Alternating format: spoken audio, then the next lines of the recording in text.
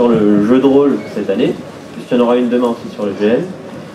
Le thème aujourd'hui va être la place du héros dans le jeu de rôle et dans la littérature. Alors pour cela, nous avons Isabelle Perrier, que je laisse te présenter rapidement. Alors, je me présente, donc j'ai un pied dans le jeu de rôle, un pied dans la littérature. Dans la littérature parce que je suis professeure de littérature au lycée, et par ailleurs je fais de la recherche sur la littérature et sur les littératures de l'imaginaire. Et j'ai un pied dans le jeu de rôle puisque je fais partie de l'ancienne garde. J'ai bossé pour Feu, la boîte d'édition Multicine, donc sur les gammes de Néphilim, Révélation et Dagon.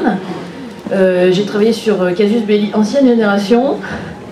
Et là, récemment, donc je suis directrice littéraire pour des sombres projets sur le projet Monde LED, et j'ai travaillé à Néphilim 4. Voilà. Donc ensuite, nous avons Stéphane Gallo. Bonjour.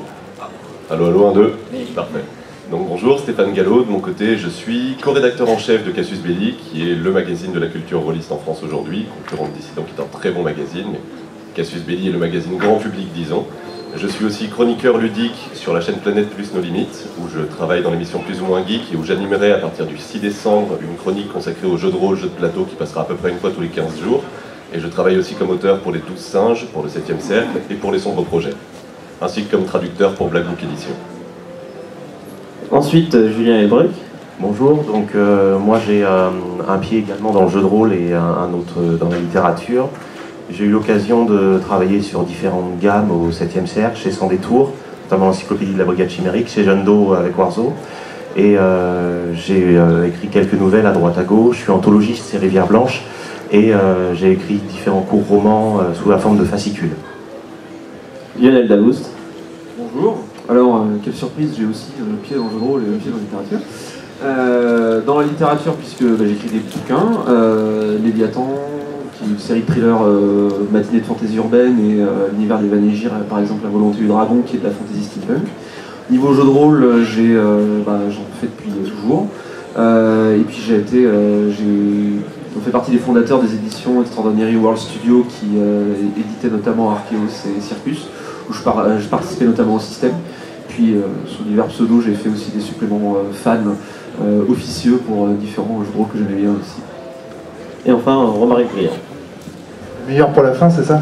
Exactement. Animateur du podcast de la cellule, pour ma part. J'ai aussi un pied, non pas dans la littérature, mais dans la philosophie en fait, puisque je suis auteur d'un jeu de rôle qui s'appelle Sens, qui met la philosophie au centre du jeu de rôle. Voilà, en gros. Donc, pour commencer la première question d'aujourd'hui, ce sera qu'est-ce qu'un héros? Est-ce qu'il y a quelqu'un en particulier qui veut commencer ou... Isabelle, peut-être? Bon, alors je me dévoue. Moi j'ai fait ma thèse, ça parle entre autres du héros. Alors je vais essayer de ne pas faire un long cours universitaire et pénible. Alors le héros c'est plusieurs choses. Donc à l'origine c'est les demi-dieux, donc fils ou fille de Dieu et d'humain. En général c'est pris aussi, c'était les héros grecs des épopées. Le héros c'est aussi maintenant le personnage principal, et je pense qu'on peut tous s'entendre sur le fait que c'est un personnage qui a quelque chose d'un peu plus que les autres. Ça me paraît. Romaric, je voyais que tu voulais... Non, sur le héros, moi j'ai pas de définition particulière, d'autant plus que dans le jeu de rôle, en fait, le héros est très... Comment dire, il va suivre en fait les différents courants. Il va suivre le cinéma, il va suivre la littérature. En fait, c'est pas à nous, en tant que rôlistes, de définir ce qu'est le héros, c'est plutôt à la culture en général de le faire. Et nous, en fait, on va s'adapter, tout simplement. Donc, je laisse les littéraires présenter ce qu'est le héros. C'est pour contribuer sur la définition du héros, c'est pas une définition, mais c'est une acception qui est moderne et qui a été notamment fixée par Campbell, définie de cette façon-là, et qui est le héros, c'est aussi, alors c'est pas que ça, mais c'est dans la culture populaire actuelle, c'est un peu la façon dont l'archétype s'est un peu cristallisé.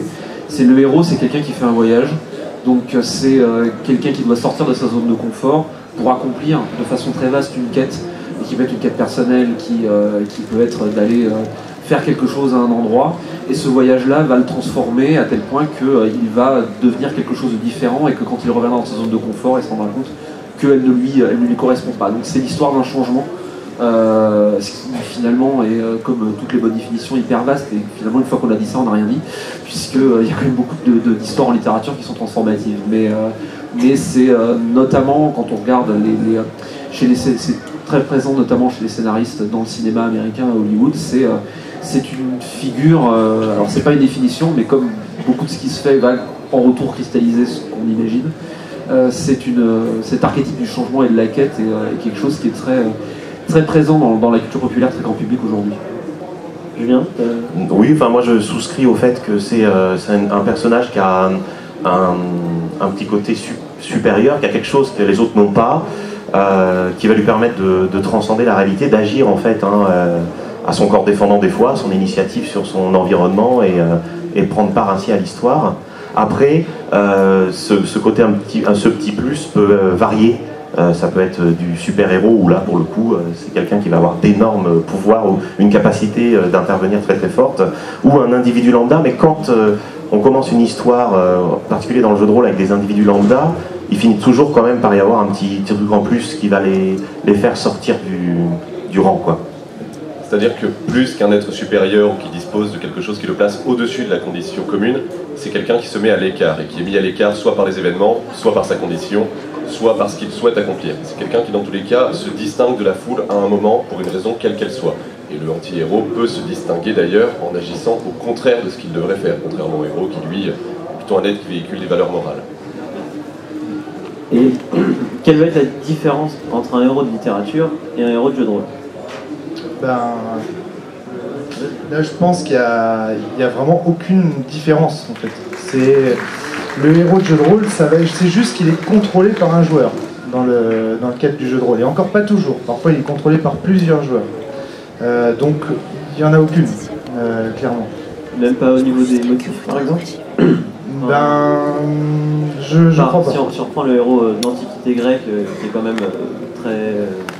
Là, tel qu'il l'a défini tout à l'heure, enfin tel que Stéphane et Julien l'ont défini tout à l'heure. Tel qu'Isabelle l'a défini, surtout pour le héros de l'Antiquité grecque. Ouais, mais on n'est pas dans l'Antiquité grecque en termes de jeu de rôle. Enfin, je crois pas. Justement, le héros dans le jeu de rôle, c'est juste un personnage contrôlé par un joueur. Et après, il peut être tout à fait lambda, tout à fait ordinaire. Enfin, à mon avis, à mon sens, il n'y a pas eu... Dans le jeu de rôle, autant qu'en littérature. En littérature, oui, voilà, c'est ça, exactement. C'est pour ça que je pense qu'il n'y a pas une grande différence. Je pense qu'il y a une légère différence sur le fait que... alors, je suis d'accord dans l'ensemble. Pour moi, il y a juste un léger point particulier, c'est que le héros de jeu de rôle est forcément joué par quelqu'un. Il est forcément joué dans un groupe de gens qui se connaissent, et donc, par essence, leur personnage, aussi détestable puisse-t-il être, il y a des joueurs qui adorent jouer des salopards finis, sera toujours, pour le joueur et pour les gens autour de la table, il y aura toujours un intérêt certain. Alors qu'on peut avoir des anti-héros en littérature, mais les anti-héros en littérature ont toujours un côté attachant et sympathique. Parce que sinon, le lecteur a du mal vraiment à adhérer à un salopard absolu, alors qu'en JDR, ça peut se faire. Ouais. Bon, enfin, je pense qu'en JDR, la personne qui incarne un salopard absolu finit par se lasser aussi, peut-être éventuellement. C'est-à-dire que le héros ait des failles et des faiblesses, des côtés négatifs. Ouais. De là à vraiment jouer le personnage sombre absolu sans aucun point d'attache, ça peut aller peut-être le temps d'un scénario, d'un one-shot comme on appelle, un truc avec un début, une fin très bref, mais je pense que sur du long terme, ça peut être un peu Il y a une contrainte qui est... Il y a un élément sur lequel simplement je voudrais répondre, c'est que je ne suis pas d'accord. En littérature, on peut aussi avoir un anti-héros qui est un salaud absolu, voire un sale con, et ça peut fonctionner. C'est très rare, c'est vraiment l'exception, mais ça fonctionne. Ça fonctionne, il va avoir des qualités attachantes. Non, vraiment pas. Hein. Je pense à Inexistence, le héros est juste un jeune con, et je pense à des romans de Palahniuk comme Survivant, où pour le coup, le héros est vraiment un sale con du début à la fin. Il n'y a même pas d'évolution où il va se bonifier. Je veux dire, au contraire, il va de pire en pire. Mais ça, c'est possible via le média de la littérature. Probablement pas en jeu de rôle. Ouais, c'est pas très jouable, c'est pas jouable très longtemps. En fait, je pense qu'en jeu de rôle, le côté le plus badass qu'on peut avoir au niveau des personnages, ce sera vraiment, je sais pas moi, à la Dexter ou Sons of Anarchy, c'est-à-dire des personnages des fois un peu ordures sur les bords, très borderline, mais qui gardent quand même un fond auquel le personnage s'attache et va avoir plaisir à le faire évoluer, à le mettre en scène. Il y a quelque chose de sous-jacent de tout ce que vous êtes en train de dire et qui est fondamental pour le jeu de rôle, c'est qu'en jeu de rôle, on effectue son personnage devant d'autres joueurs. Donc on a une espèce de contrainte de table, c'est-à-dire qu'il faut nécessairement que la table ne fasse pas une scission, qu'il n'y ait pas une scission. Donc du coup forcément on ne peut pas jouer le gros salaud, parce que sinon il va y avoir une scission au sein de la table, le gros salaud va devenir le méchant, les autres vont s'isoler, enfin ça va pas fonctionner. Donc il faut forcément qu'il y ait une entente avec les autres personnages. Et ça déjà c'est une grande... En fait ça y est, on l'a notre différence avec la littérature ici. C'est qu'en littérature on peut faire, effectivement, le romancier peut choisir de mettre en scène un gros salaud. Là, on a une team de PJ. Et ça, c'est vachement important. C'est-à-dire que, évidemment, des univers comme Star Wars, où il y a une team de PJ, on va dire, colle.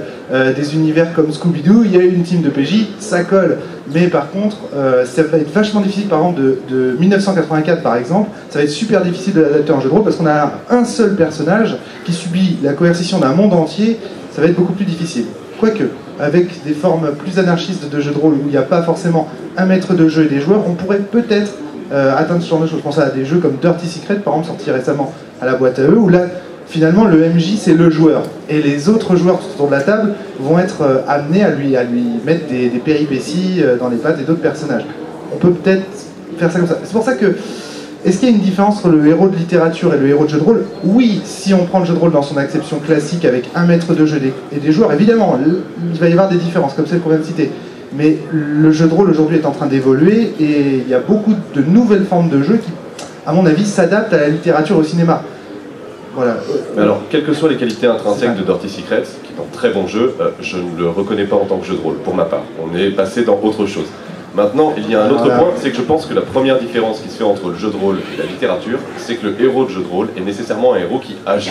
Puisque les joueurs autour de la table ne vont pas rester à décrire les pensées de leur personnage, c'est un héros qui est agissant. Alors qu'en littérature, on peut se permettre d'avoir une introspection intérieure qui est l'essentiel de l'œuvre. Isabelle? Et ouais, je suis assez d'accord avec toi. Enfin, c'est ce qu'on appelait avant, enfin, on a parfois appelé le pacte rôlistique, c'est-à-dire qu'il y a un pacte qui se crée entre les joueurs qui sont autour de la table. Contrat social, on appelle ça maintenant. Ou le contrat social. C'est le terme le plus à la mode. Ouais, ça fait un peu Rousseau quand même. Ah oui, c'est complètement. Oui, non, mais j'entends bien, mais voilà, il y a un pacte, on est là pour jouer, et effectivement, celui qui fait gros salaud, qui tue tout le monde, qui respecte pas, il respecte pas le pacte, et effectivement, la partie va partir dans le mur, et très probablement le groupe de copains aussi qu'il y a derrière. Et moi, je pense qu'il y a aussi une différence entre le héros de littérature et le héros de jeu de rôle, enfin qu'on incarne, c'est que le héros de jeu de rôle, on l'incarne et on joue avec. Donc parfois on n'est pas limité, mais on est retenu par une contrainte absurde qui est de survivre. Alors que le héros de littérature s'en fiche. Je peux mourir, lui. Alors, de survivre au sens où on n'a pas forcément envie de changer de personnage, on veut pas perdre son XP, parfois... Il y a des jeux dans lesquels, au contraire, l'idée d'amener le personnage vers son destin et non vers une progression en termes de niveau est possible. Comme Senga, où le but est vraiment de créer une histoire au personnage. Donc là, c'est un cas particulier. Je crois qu'il y a une autre différence que personne n'a pointé ou osé pointer depuis le début, c'est que le héros de littérature a pour obligation quand même d'être divertissant et de faire des choses intéressantes. Or, il est des parties de jeu de rôle où la partie va intéresser les personnages et les joueurs autour de la table, mais ça n'intéresserait absolument personne d'autre. Et il y a une différence là, je crois, qui est majeure, c'est-à-dire que le jeu de rôle est fait pour l'amusement des personnes qui participent à la partie, et ça se limite à ça. Quand il y a une obligation de réussir quelque chose de potentiellement intéressant pour tous dans la littérature. Je pense qu'il y a le problème du terme héros, c'est que, quand ça a été dit au tout début, c'est que c'est un terme avec quand même des facettes multiples. C'est-à-dire qu'en littérature, et dans tout récit, je ne sais plus qui disait qu'un héros, je crois que c'est toi, mais qui véhicule des valeurs morales. Je ne sais plus qui l'a dit tout à l'heure. D'accord, ouais, mais enfin, pour moi, je pense que c'est un aspect très important. C'est-à-dire qu'en littérature, c'est vrai qu'on a tendance à considérer le héros, c'est le personnage central, mais un héros, au sens strict, en tout cas, je pense, c'est justement quelqu'un qui va véhiculer des valeurs positives. Alors qu'on peut parfaitement, notamment par exemple dans les romans de Palahniuk, on peut avoir des personnages qui sont centraux, qui sont de l'histoire, qui sont des protagonistes, c'est-à-dire ce sont ceux qui agissent dans l'histoire, ou ceux autour de qui l'histoire se construit, mais c'est pas forcément des héros. C'est-à-dire qu'une œuvre de littérature peut se construire sans héros, au sens où il n'y a pas à avoir quelqu'un qui va véhiculer des valeurs positives. Alors que dans il me semble que dans un JDR, globalement, comme le joueur est là pour jouer, et qu'il est là pour raconter une histoire avec ses copains et qu'il est au centre de l'histoire, il y a forcément une valeur de héros, un aspect héroïque là-dedans qui va le mettre beaucoup plus au centre de l'histoire et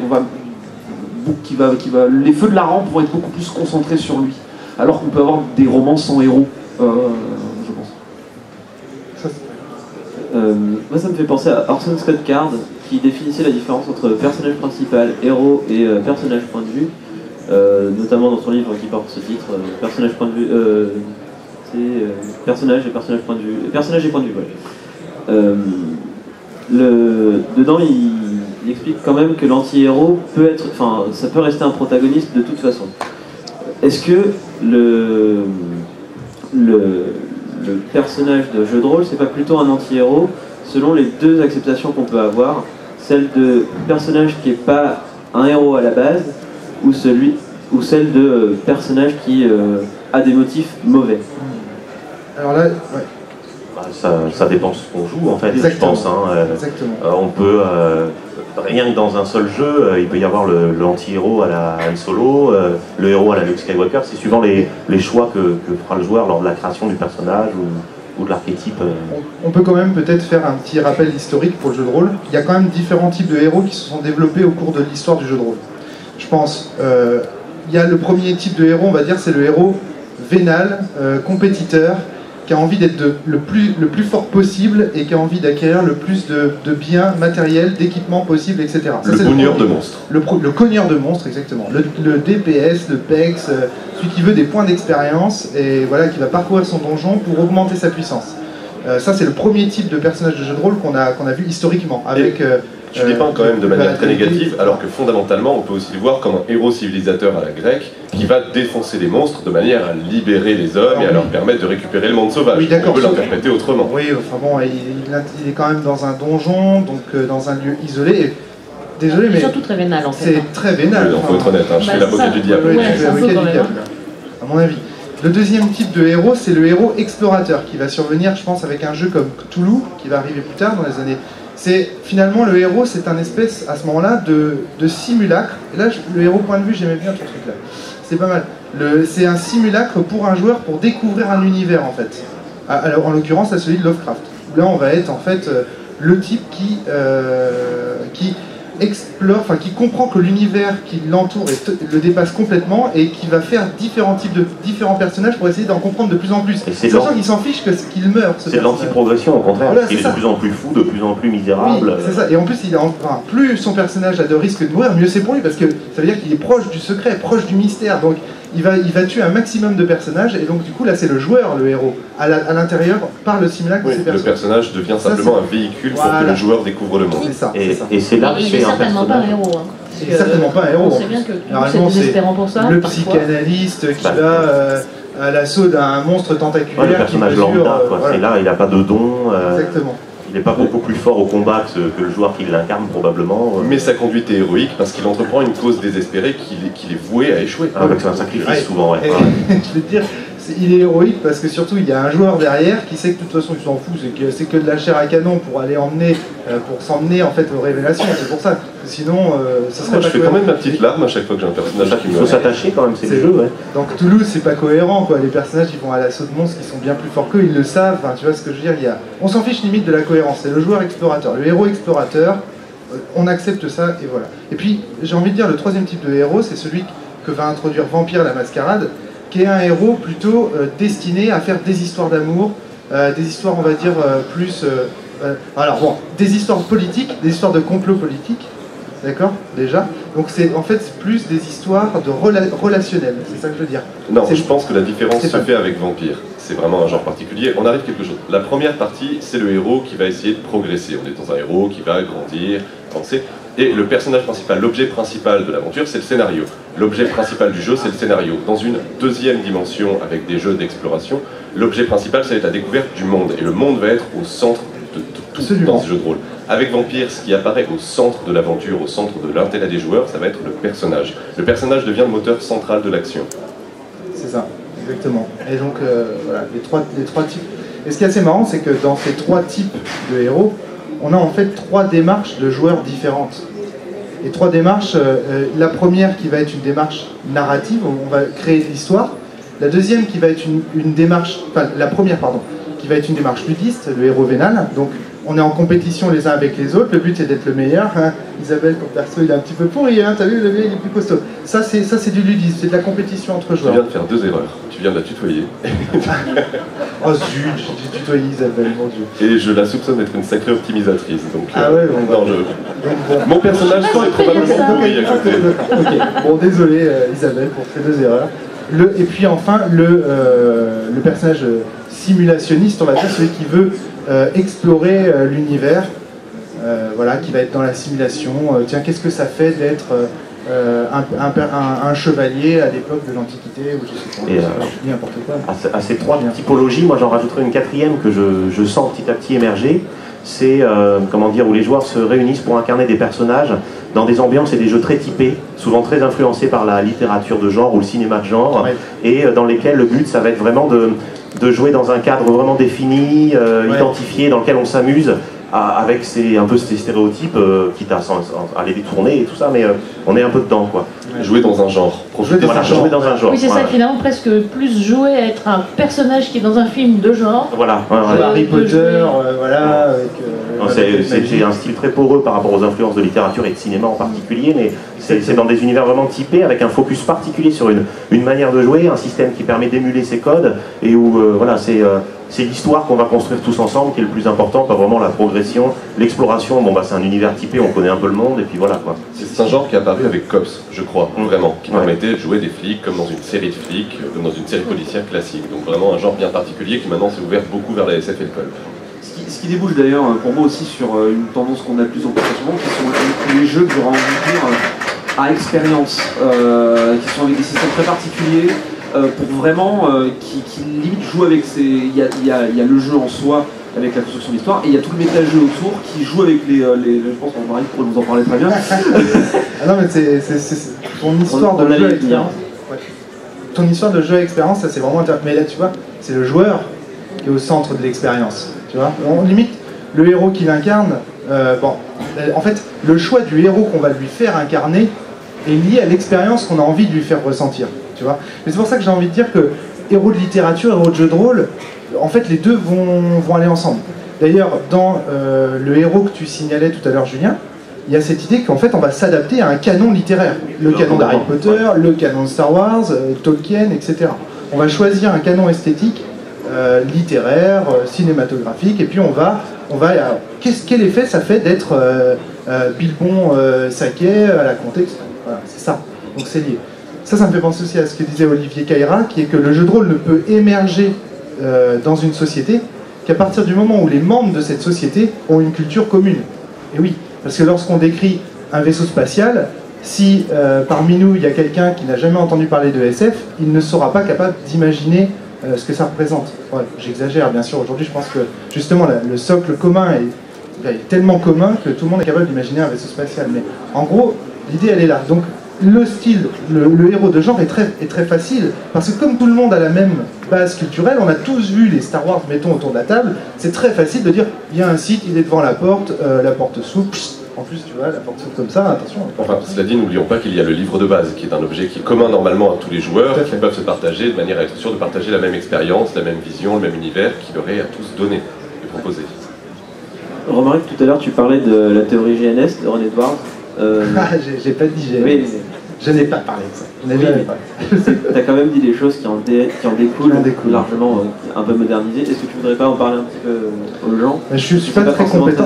En fait, si tu veux, à chaque fois que je parle de la théorie GNS, dans le dos, il y a Christophe Beucler, qui est le spécialiste francophone de la question, qui me tape